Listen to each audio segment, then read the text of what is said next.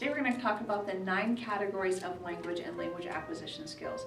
This is good for all children regardless of their age if they're struggling with any aspect of language. The first category that we have of the 9 is categories. And categories is broken into 2 categories within itself.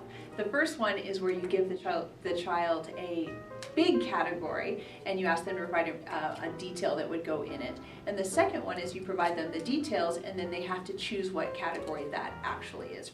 The next one is auditory comprehension, and that's where we provide the children with auditory, so you tell them information and then you ask a question about the information that they just heard. Synonyms. Synonyms the kids love, it's fun to work with. You provide them any information, they have to give a word that's similar to the one that you provided.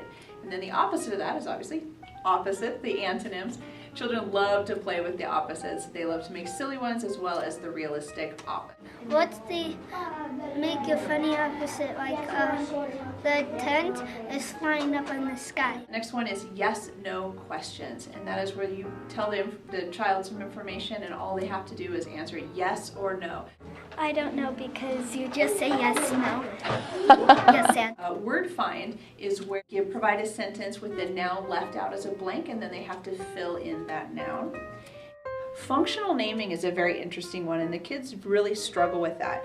That is asking the function of an item. For example, what does a car do? Inference is where they're provided some information and they have to come up with the reason why or make an assumption about the information.